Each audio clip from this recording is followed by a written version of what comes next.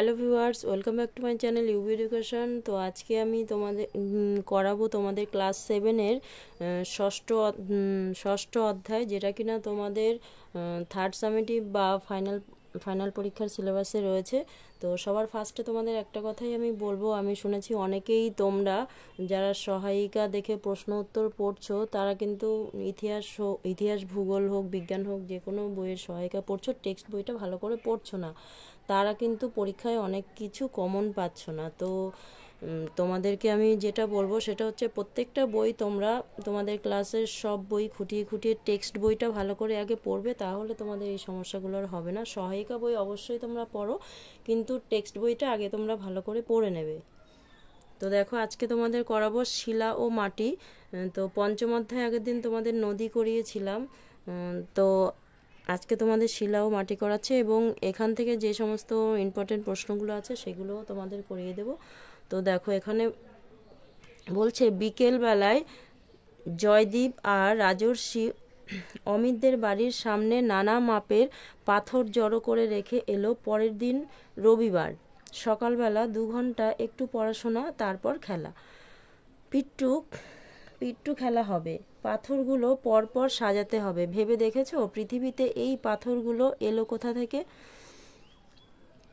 অনুষ্কা কোয়েল rail লাইনের পাথর দেখে একদিন অপু দাদাকে জিজ্ঞেস করে ধারালো সূচালো ওই পাথরগুলো কি এইভাবে তৈরি হয়েছে নাকি এভাবে ভাঙা হয়?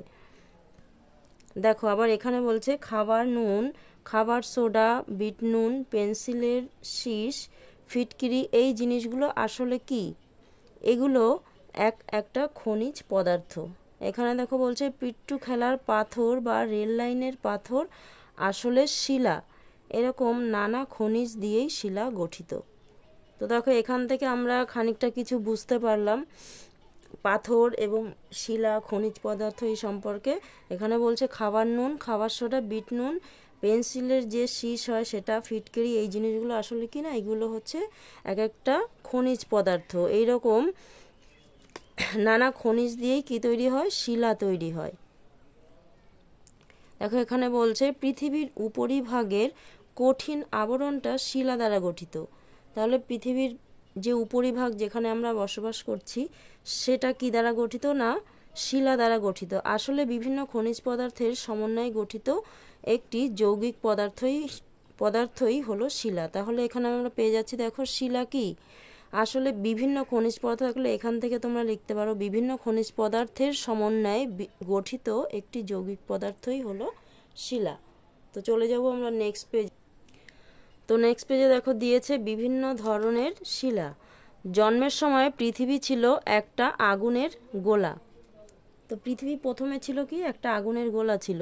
পরে আস্তে আস্তে ঠান্ডা ও শক্ত হয়ে তৈরি হলো আগ্নেয় শিলা। যখন একটু ঠান্ডা হলো এবং শক্ত হলো তখন কি তৈরি হলো? আগ্নেয় শিলা তৈরি হলো। গ্রানাইট, ব্যাসাল্ট, এই ধরনের শিলা। আগ্নেয় শিলা কঠিন, সহজে ভাঙে না। তাহলে গ্রানাইট, ব্যাসল্ট এগুলো কি? আগ্নেয় শিলা। আগ্নেয় শিলা কি হয়? প্রচুর শক্ত হয়, এগুলো সহজে ভাঙা যায় না। তাহলে এখান থেকে আমরা আগ্নেয় শিলা কি এটা জানতে পারলাম। আগ্নেয় শিলার উদাহরণ আমরা জানতে পারলাম এখানে গ্রানাইট, ব্যাসাল্ট। বহু বছর ধরে আগ্নেয় শিলা বিভিন্ন প্রাকৃতিক উপায়ে ক্ষয় হয়ে ছোট ছোট নুড়ি, কাঁকর, বালিতে পরিণত হয়। পরে এগুলো নদী, বায়ুর দ্বারা বাহিত হয়ে সমুদ্রের নিচে স্তরে স্তরে জমা হয়। বহু বছর পরে শক্ত হয়ে তৈরি করে পাললিক শিলা। তাহলে দেখো, এখানে পাললিক শিলা কিভাবে তৈরি হয় সেটা আমরা এখানে পেয়ে গেলাম।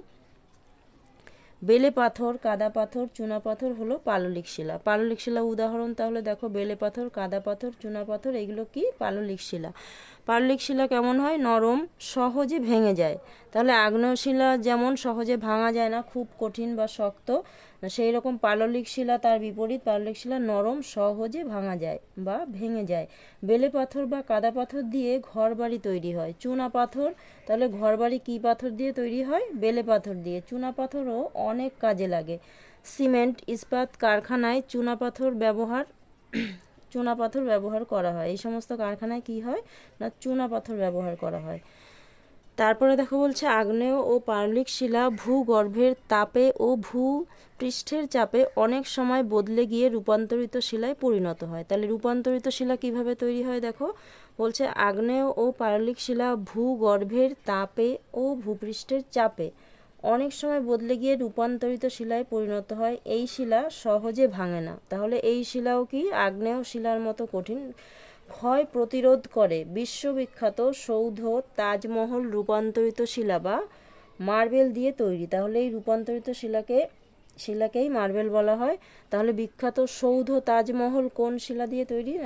রূপান্তরিত শিলা দিয়ে তৈরি বা মার্বেল দিয়ে তৈরি। দেখো এখানে রূপান্তরিত শিলার ছবি দিয়ে দিয়েছি, উপরে আরও তোমাদের দিয়েছে এখানে পাললিক শিলা, আগ্নেয় শিলা সব সুন্দরভাবে ছবিতে দিয়ে দিয়েছে। তারপরে দেখো এখানে খানিকটা প্রশ্নের মতো দিয়েছে, শিলার উৎপত্তি দিয়েছে আর পাশে দিয়ে দিয়েছে এটা কোন শিলা হবে। দেখো 1 নম্বরে দিয়েছে, দেখো বলছে পলির স্তর জমা হয়ে। তাহলে উপরে আমরা একটু আগেই পড়েছি, দেখো পাললিক শিলায় তোমরা চলে যাও। দেখো এখানে দেখো রয়েছে নদী বায়ুর দ্বারা বাহিত হয়ে সমুদ্রের নিচে স্তরে স্তরে জমা হয়, বহু বছর পরে শক্ত হয়ে তৈরি করে পাললিক শিলা। তাহলে পলির স্তর জমা, যে স্তরে স্তরে জমা হচ্ছে, তাহলে পলির স্তরে স্তরে জমা হয়ে কি তৈরি হচ্ছে? পাললিক শিলা। তাহলে এখানে পলির স্তর জমা হয়ে, এটা 1 নম্বরে তোমরা এখানে লিখবে, আমি বলে দিচ্ছি তোমরা লিখে নাও। পেন রয়েছে আমার কাছে, আমি লিখছি না এখানে, তোমরা লিখে নাও, এটা হবে পাললিক শিলা। তারপরে দেখো 2 নম্বরে দিয়েছে লাভা সঞ্চিত হয়ে, তো এটা তোমাদের হবে আগ্নেয় শিলা, এটা লিখে নাও 2 নম্বরে আগ্নেয় শিলা। তারপরে দিয়েছে দেখো 3 নম্বরে ভূগর্ভের তাপে ও চাপে, একটু আগেই পড়লাম আমরা, দেখো এখানে দিয়েছে এই যে রূপান্তরিত শিলায় দেখো আছে আগ্নেয় ও পাললিক শিলা ভূগর্ভের তাপে ও ভূপৃষ্ঠের চাপে অনেক সময় বদলে গিয়ে রূপান্তরিত শিলায় পরিণত হয়। তাহলে এটা কি হচ্ছে? ভূগর্ভের তাপে ও চাপে, এটা তোমরা কি লিখবে? রূপান্তরিত শিলা। তো 3 নম্বরে রূপান্তরিত শিলাটা লিখে নাও। নেক্সট দেখো দিয়েছে শিলার বৈশিষ্ট্য দেখে তোমায় লিখতে হবে কোন শিলা। এখানে দিয়েছে দেখো হালকা ও সহজে ভাঙে। তো এখানে পাললিক শিলা দেখো নরম, সহজে ভেঙে যায়। তাহলে এখানে 1 নম্বরে কি লিখবে তোমরা? পাললিক শিলা লিখবে অবশ্যই। 2 নম্বরে দেখো দিয়েছে খুব কঠিন ও ক্ষয় প্রতিরোধকারী। তো তোমার আগ্নেয় শিলার এখানে দিয়েছে আগ্নেয় শিলা খুব কঠিন কিন্তু ক্ষয় প্রতিরোধকারী দেয়নি, যেহেতু এখানে দুটোই দিয়েছে বৈশিষ্ট্যতে। দেখো রূপান্তরিত শিলা আছে এই শিলা সহজে ভাঙে না, ক্ষয় প্রতিরোধ করে। তাহলে সহজে ভাঙে না অর্থাৎ কঠিন, বা খুব শক্ত, ক্ষয় প্রতিরোধ করে। দুটো অপশানে আছে এখানে দেখো, খুব কঠিন ও ক্ষয় প্রতিরোধকারী। তাহলে এটা কি হবে? রূপান্তরিত শিলা। তো এখানে তোমরা লিখে নাও 2 নম্বরে রূপান্তরিত শিলা। তো নেক্সট পেজে আমরা চলে যাব। দেখো দিয়েছে এখানে শিলা থেকে মাটি। তো শিলা থেকে মাটি কিভাবে তৈরি হচ্ছে দেখো, নানা প্রাকৃতিক শক্তি যেমন সূর্যের তাপ, বৃষ্টির আঘাত, বাতাসের ধাক্কা বা নদীর স্রোতের দ্বারা শিলা ভাঙে। কখনো টুকরো শিলাগুলো ওইখানেই পড়ে থাকে, কখনো দূরে চলে যায়। আবার বৃষ্টির জলের সাথে নদীর স্রোতে, বাতাসের সঙ্গেও পাথরগুলো ভাঙতে ভাঙতে এক জায়গা থেকে অন্য জায়গায় চলে যায়। ঠিক আছে। ভূপৃষ্ঠস্থ ভেঙে যাওয়া শিলার চূর্ণের স্তরকে রেগোলিথ বলা হয়। এটা কি বলা হয়? রেগোলিথ বলা হয়। রেগোলিথ থেকে অবশেষে নানা প্রক্রিয়ায় মাটি তৈরি হয়। তাহলে এটা আমরা সম্পূর্ণটা কি পড়লাম? নানা প্রাকৃতিক শক্তি যেমন সূর্যের তাপে, বৃষ্টির আঘাত, বাতাসের ধাক্কা, নদীর স্রোতের দ্বারা, এই সমস্ত কিছুর ফলে কি হচ্ছে না, শিলাগুলো ভেঙে যায়। তখন কখনো টুকরো শিলাগুলো ওইখানেই পড়ে থাকে, আবার কখনো সরে যায়, বাতাসের ধাক্কায় চলে যায়, বৃষ্টির জলের সঙ্গে চলে যায় নদীর স্রোতে, বাতাসের সঙ্গেও পাথরগুলো অনেক সময় ভাঙতে থাকে, এক জায়গা থেকে অন্য জায়গায়ও চলে যায় বাতাসের ফলে। তাহলে ভূপৃষ্ঠস্থ ভেঙে যাওয়া যে এই যে শিলা চূর্ণের যে স্তর, তাকে কি বলা হচ্ছে না? রেগোলিথ। এই রেগোলিথ থেকে অবশেষে নানা প্রক্রিয়ায় কি হয়? মাটি তৈরি হয়। তো মাটিতে কি থাকে দেখো, এখানে একটা সুন্দর ছকের মাধ্যমে দেখিয়ে দিয়েছে। বাতাস 25%, জল 25%, খনিজ 45%। আবার এখানে দিয়েছে বাকিটা দেখো যে 5% বাকি রয়েছে, এখানে 45 আর 25 এখানে হচ্ছে 70 আর এখানে 25 হচ্ছে 95, বাকি থাকছে 5%। সেই 5% কি আছে মাটির মধ্যে দেখো, অণুজীব আছে। এই 5%-এর মধ্যে আছে অণুজীব 10%, উদ্ভিদের পাতা শিকড় এগুলো 10%, আর উদ্ভিদ ও প্রাণীর পচে যাওয়া দেহ আছে 80%। এই 100% হলো 5%। এটা সুন্দরভাবে দেখো বুঝিয়ে দেওয়া হয়েছে ছকের মাধ্যমে। মাটি সৃষ্টির নিয়ন্ত্রক দিয়েছে, তারপরে দেখো শিলা, জলবায়ু, ভূ প্রকৃতি, জীবজগৎ। দেখো শিলা, ভবিষ্যতে মাটি কেমন হবে তা নির্ভর করে শিলা প্রকৃতির ওপর, তবে জলবায়ু উদ্ভিদ ও মাটি তৈরিকে প্রভাবিত করে। তারপরে দিয়েছে জলবায়ু, দেখো জলবায়ু মাটি তৈরিতে বিশেষ ভূমিকা নেয়। জলবায়ু ও মাটি তৈরিতে ভূমিকা নিচ্ছে, শিলা যেমন ভূমিকা নেয়, জলবায়ু মাটি তৈরিতে বিশেষ ভূমিকা নেয়। কিভাবে? দেখো, উষ্ণ ও বৃষ্টিবহুল জলবায়ুতে তাড়াতাড়ি মাটি তৈরি হয়, আবার শীতল ও শুষ্ক অঞ্চলে মাটি তৈরি হতে সময় লাগে। তাই উষ্ণ ও আর্দ্র অঞ্চলে মাটির গভীরতা খুব বেশি হয়। তাহলে উষ্ণ ও আর্দ্র অঞ্চলে মাটি যেহেতু তাড়াতাড়ি তৈরি হয়, তাহলে সেখানে মাটির গভীরতাটাও বেশি হবে। ভূ প্রকৃতি, দেখো ভূমির প্রকৃতি মাটি তৈরিকে প্রভাবিত করে। কিভাবে করে? ভূমির খাড়া ঢালে মাটি তৈরির সুযোগ কম, আবার ভূমির ঢাল যেখানে কম সেখানে ধীরে ধীরে মাটির স্তর তৈরি হতে পারে। ভূমির ঢাল কম থাকলে সেখানে আস্তে আস্তে মাটি তৈরি হবে। জীবজগৎ কিভাবে করছে? দেখো, জীবিত ও মৃত উদ্ভিদ ও প্রাণীর অংশ মাটিতে খুব কমই থাকে, কিন্তু পিঁপড়ে, কেঁচো, ছুঁচো, সাপ মাটিকে আলগা করে। এর ফলে কি হয়? জল ও বাতাস মাটিতে প্রবেশ করে, মৃত উদ্ভিদ ও প্রাণী মাটিতে কি করে? পুষ্টি যোগায়।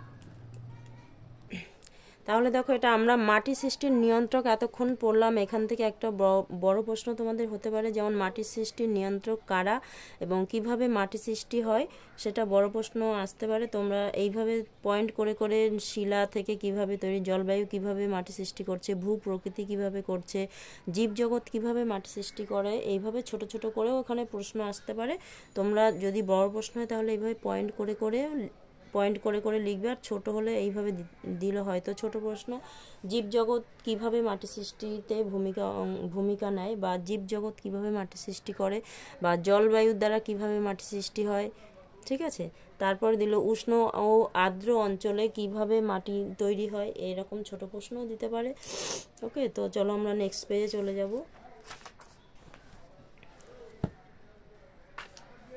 দেখো, এখানে সময় দিয়েছে, বলছে মাটি একদিনে তৈরি হয় না, হাজার হাজার বছর, এমনকি লক্ষ লক্ষ বছরও লেগে যায় কখনো কখনো।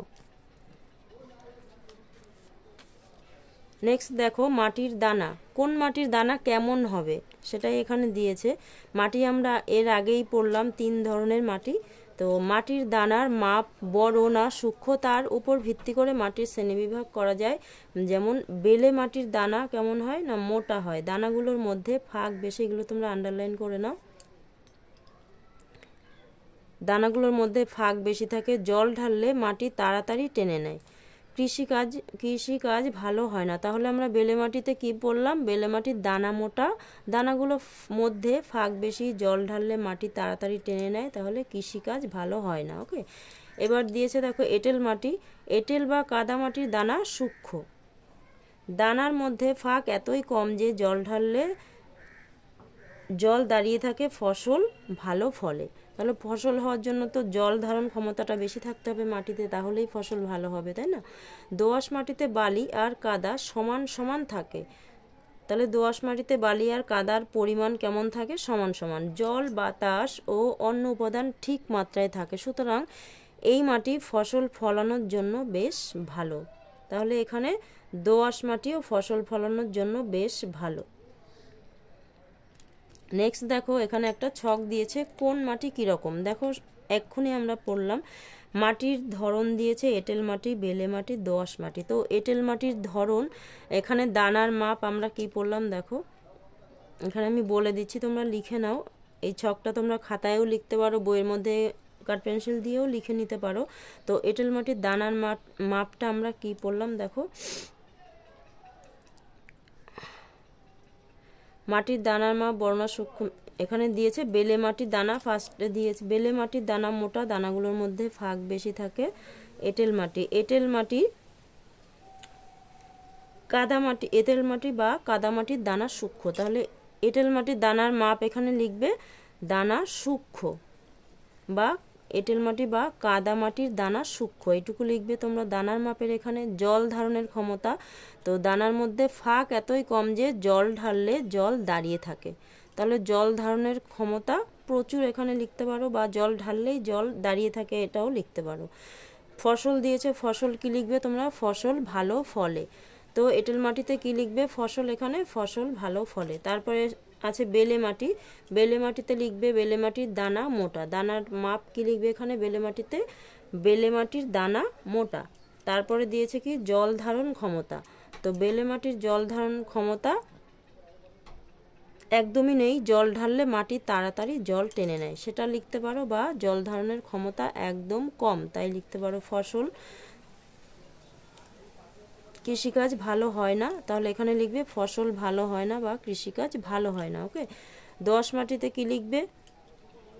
দোআঁশ মাটিতে বালি আর কাদা সমান সমান থাকে, তাহলে দানার মাপ কি লিখবে? বালি আর কাদা সমান সমান থাকে। জল ও বাতাস ও অন্যান্য উপাদান ঠিক মাত্রায় থাকে। জল ধারণের ক্ষমতা কি? জল ধারণের ক্ষমতা এখানে কি লিখবে? জল ধারণের ক্ষমতা ভালো। সুতরাং এই মাটি ফসল ফলানোর জন্য বেশ ভালো, তাহলে ফসল কি লিখবে? ফসল ফলানোর জন্য এই মাটি বেশ ভালো লিখতে পারো, বা দোআঁশ মাটি ফসল ফলানোর উপযুক্ত। নেক্সট দেখো একটা ছক দিয়েছে, এই ছকটা তোমরা নিজেরাই করবে। এরপরে দেখো পলি মাটির নানা রকম ব্যবহার, এখান থেকে একটা তোমাদের প্রশ্নও দিতে পারে, পলি মাটি থেকে কিভাবে পলি মাটি কিভাবে ব্যবহার করা হয়, এই রকম ধরনের প্রশ্ন দিতে পারে। দেখো পলি মাটিতে চাষ ভালো হয়, এখানে দেখো মাটি দিয়ে ঠাকুর তৈরি করছে, এটাও পলি মাটি।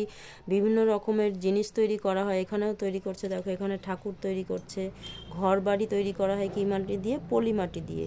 এখানে দেখো কলসির মতো বানিয়েছে, এইগুলো পলি মাটি দিয়ে। এখানে দেখো ইট তৈরি করছে, যেগুলো আমাদের বাড়ি তৈরির কাজে লাগে। তো এখানে মোটামুটি আজকে তোমাদের প্রশ্ন আমি লেখাচ্ছি না, কারণ যতগুলো এখানে প্রশ্ন আছে তোমাদের, যে আগ্নেয় শিলা, পাললিক শিলা, রূপান্তরিত শিলা, এইগুলো তোমরা প্রশ্ন আলাদা আলাদা করে খাতায় বইয়ের থেকে আমি দাগ দিয়ে দিয়েছি, এগুলো দেখে দেখেই তোমরা লিখে নিতে পারবে। নিজেরা একটু চেষ্টা করো, যদি তোমাদের অসুবিধা হয় অবশ্যই আমাকে কমেন্ট বক্সে কমেন্ট করে জানাবে, আমি তাহলে তোমাদের প্রশ্নগুলো আলাদা করে লিখে দেবো। ওকে, তো আজকে আমার ভিডিও এই পর্যন্তই। তো তোমাদের ভিডিওটি ভালো লাগলে অবশ্যই ভিডিওটিতে একটি লাইক করবে এবং তোমাদের বন্ধুদের কাছে একটু বেশি বেশি করে শেয়ার করবে। আর যদি তোমরা প্রয়োজন মনে করো তাহলে চ্যানেলটি সাবস্ক্রাইব করে রাখবে, যাতে নেক্সট ভিডিও ছাড়ার সঙ্গে সঙ্গে তোমাদের কাছে চলে যায়। তো সম্পূর্ণ ভিডিওটি দেখার জন্য তোমাদের অসংখ্য ধন্যবাদ।